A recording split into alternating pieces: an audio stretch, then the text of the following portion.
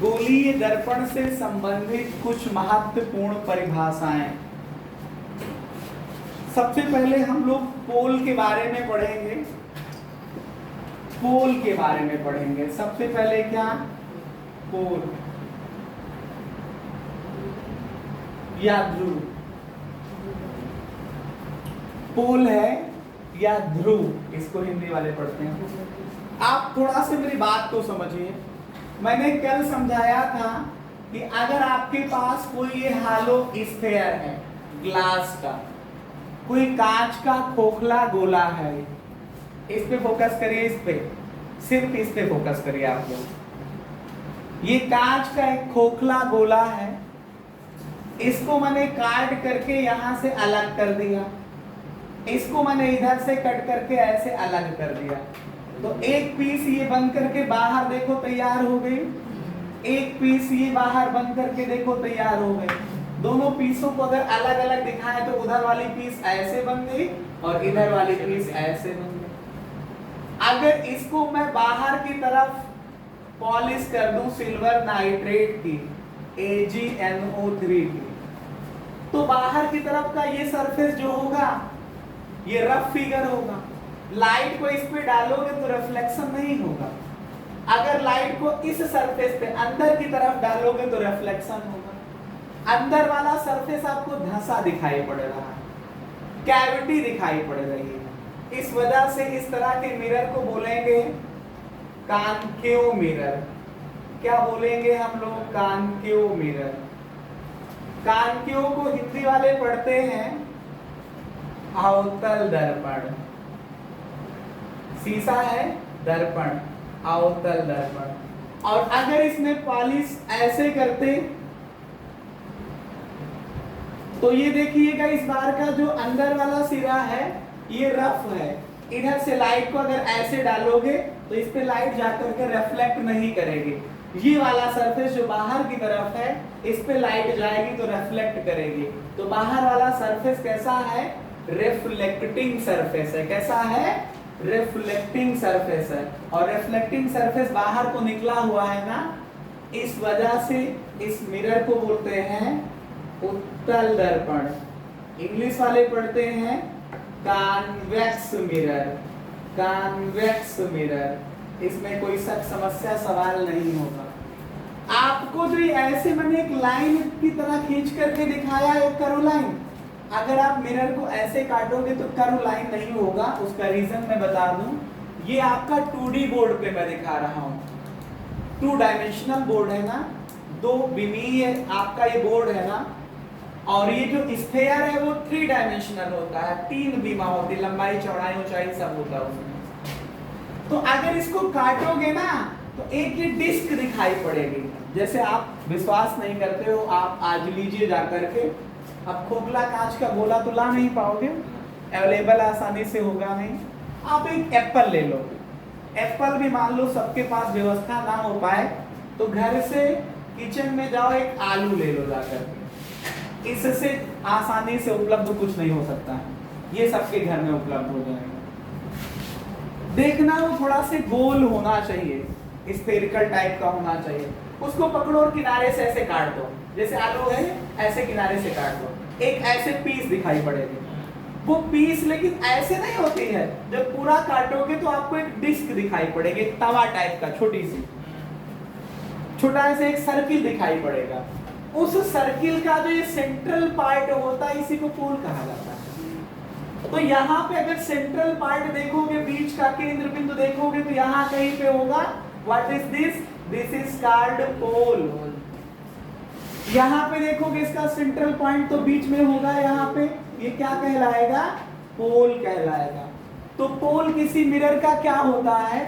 किसी मिरर का जो है केंद्रीय जो बिंदु होता है, सेंट्रल पॉइंट होता है, उसको हम लोग क्या बोलते हैं? पोल बोलते हैं। क्या बोलते हैं? पोल बोलते हैं। पोल, हमें उम्मीद है सबको समझ में आ गया होगा। पोल क्या है? मिरर का जो आपके पास, दर्पण का जो आपके पास सेंट्रल पॉइंट है वो क्या कहलाता है? केंद्रीय बिंदु क्या कहलाता है? पोल कहलाता है। एक शब्द फिर आता है centre of curvature. Centre of curvature. क्या एक शब्द आता है आपके पास, centre of curvature. Curvature Hindi वाले पढ़ते हैं वक्रता, वक्रता केंद्र। किसका? मिरर का, दर्पण का वक्रता केंद्र या centre of curvature of mirror. बहुत आसान डेफिनेशन है, सभी डेफिनेशन मैं आपको एक साथ सिखा दूंगा, बाद में लिखाऊंगा। जो बोल रहा हूं वही लिखना है, अलग से कुछ नहीं लिखना है। तुमको लगे कि हमें हज जाना है, काशी जाना है, बनारस जाना है, कहीं अलग नहीं जाना है, गैलेक्सी में आकर के ही या वीडियो के माध्यम से तुम ये डेफिनेशंस नोट कर पाओगे। समझ रहे हैं? तो देखो, कहीं बाहर जाने की जरूरत नहीं है, आपको आसानी से सेंटर ऑफ कर्वेचर समझ में जाना। ये हमारे पास हालो स्फीयर है ना, ग्लास का, कांच का एक खोखला गोला है। इससे तुमने ये कट करके ये मिरर बनाया है ना, तो इसका जो सेंटर होगा, इसका सेंटर, मिरर का सेंट्रल पॉइंट पोल कहलाता है। जिस खोखले गोले से, कांच के जिस खोखले गोले से तुमने काट करके मिरर बनाया है ना, उस खोखले गोले का जो सेंटर था वो सेंटर ऑफ कर्वेचर कहलाएगा, वक्रता केंद्र कहलाएगा। सबको बात समझ में आ गई? Centre of curvature of mirror, centre of curvature of mirror is defined as the centre of that hollow sphere from which mirror is cut off। किसी दर्पण का वक्रता केंद्र वो बिंदु होता है या वो केंद्र बिंदु होता है जिस खोखले गोले से दर्पण को काट करके या मिरर को काट करके बनाया गया है, उस खोखले गोले का जो या हालो स्फीयर का जो सेंटर है उसे क्या बोलते हैं हम? सेंटर ऑफ कर्वेचर बोलते हैं। तो जैसे मिरर को अगर आप ऐसे बनाओगे ना, तो आप एज्यूम करो इसका सेंटर यहाँ कहीं पे होगा, बाहर की तरफ। और अगर इसको यहाँ से मिला दे, इसको यहाँ से हम मिला देते, तो इस खोखले गोले की रेडियस हो जाती, इस रेडियस ऑफ कर्वेचर कहते हैं। इसे क्या कहते हैं? तीसरा पॉइंट हमारा क्या होता? रेडियस ऑफ कर्वेचर होता जा करके। तीसरा पॉइंट क्या होगा हमारा? रेडियस ऑफ कर्वेचर होगा, रेडियस ऑफ कर्वेचर होगा। हिंदी वाले पढ़ते हैं इसे वक्रता त्रिज्या, वक्रता त्रिज्या, वक्रता त्रिज्या। तो वक्रता त्रिज्या क्या है?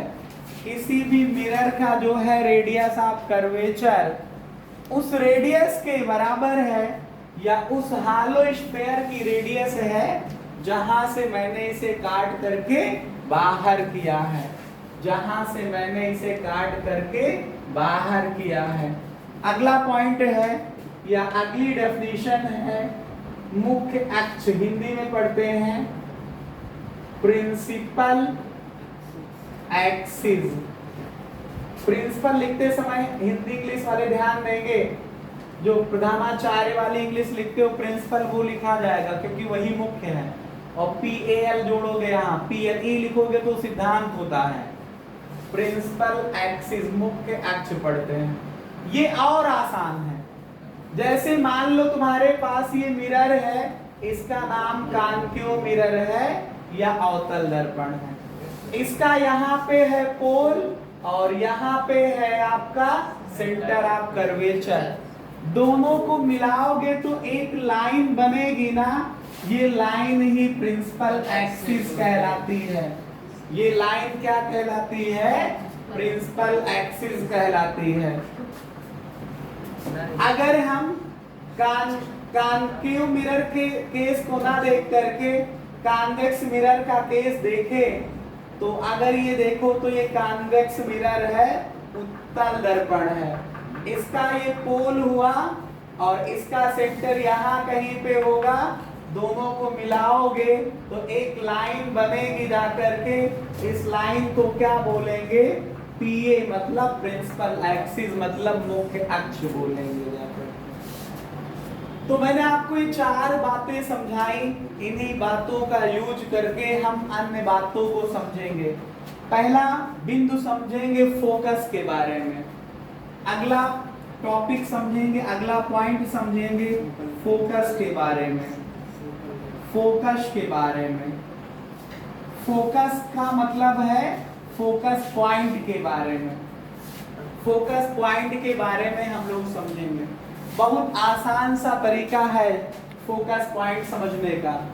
ये प्रिंसिपल, जैसे ये कौन सा आपके पास मिरर है, तो कॉन्केव मिरर है। बातें अच्छी नहीं होती हैं गैलेक्सी में, बातें जो है हम जो करेंगे वो अच्छी होती हैं।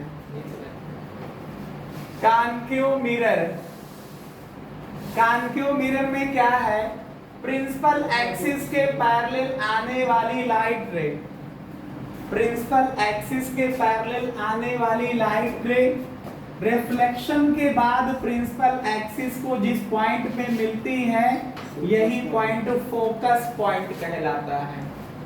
और आपके पास पोल से फोकस तक की डिस्टेंस को फोकस दूरी या फोकल लेंथ कहते हैं। Distance between the pole and focus is called focal length. Focus और ध्रुव के बीच की दूरी को फोकस दूरी कहते हैं।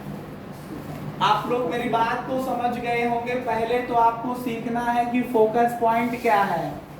तो मैंने कहा प्रिंसिपल एक्सिस के पैरेलल आने वाली लाइट रे रिफ्लेक्शन के बाद प्रिंसिपल एक्सिस को जिस पॉइंट पे काटती है कॉन्केव मिरर में, वो पॉइंट क्या कहलाता है, फोकस पॉइंट कहलाता है या फोकस कहते हैं। इसे कैपिटल एफ से लिखते हैं और उसके बाद में पोल और फोकस तक की डिस्टेंस को हम फोकल लेंथ कहते हैं या फोकस दूरी कहते हैं। तो ये कॉन्वेक्स के केस में क्या आएगा, ये ध्यान देने वाली बात है। कॉन्वेक्स के केस में क्या आएगा, ये ध्यान देने वाली बात है। कंसीडर करो कि ये हमारे पास कॉन्वेक्स मिरर है, ये हमारे पास क्या है, कॉन्वेक्स मिरर है। कॉन्वेक्स मिरर का ये क्या है, सेंटर ऑफ कर्वेचर है और ये क्या है, पोल है। तो व्हाट इज दिस, ये जो मैंने लाइन खींची है ये प्रिंसिपल एक्सिस है या मुख्य अक्ष है। अब प्रिंसिपल एक्सिस के पैरेलल लाइट इधर से तो आएगी तो कोई मतलब नहीं, क्योंकि इधर का सरफेस पॉलिश वाला है। पॉलिश वाले सरफेस पे लाइट पड़ती तो रिफ्लेक्शन ही नहीं होता है। तो इधर से लाइट को लेकर के आओ, प्रिंसिपल एक्सिस के पैरेलल आ रही लाइट रे, प्रिंसिपल एक्सिस के पैरेलल लाइट रे आएगी तो अगर आप देखोगे तो लाइट आगे नहीं बढ़ेगी, क्योंकि आगे वाला पोर्शन पॉलिश वाला है। ये लाइट ऐसे फैल जाएगी। अगर आप इसको नीचे से भी ऐसे दिखाते पैरेलल आने वाली लाइट रे, तो ये ऐसे लाइट वापस चली आती, और इनको अगर आप पीछे की तरफ मिलाते तो ये दिखाई पड़ती कि आपके पास थोड़ा से इसको और ज्यादा फैलाओ, क्योंकि वो रूल से बनाना है। अभी मैंने कोई रूल फॉलो नहीं कराया, ऐसे डेफिनेशन समझा रहा था। इसको पीछे मिलाओ, स्केल की हेल्प से आप लोग मिलाएंगे, इसको पीछे स्केल की हेल्प से मिलाएंगे तो जिस पॉइंट पे काटती समझ में आएगी। जब ये लाइट यहाँ नहीं जाएगी, यहाँ नहीं जाएगी, ये लाइट वापस ऐसे चली जाएगी आपकी आंख की तरफ, ये लाइट ऐसे आंख की तरफ वापस चली जाएगी, तो आपको लगेगा कि लाइट यहाँ से आ रही है। तो ये पॉइंट क्या कहलाएगा, फोकस पॉइंट कहलाएगा। ठीक है, ये आपके पास क्या कहलाएगा, फोकस पॉइंट कहलाएगा।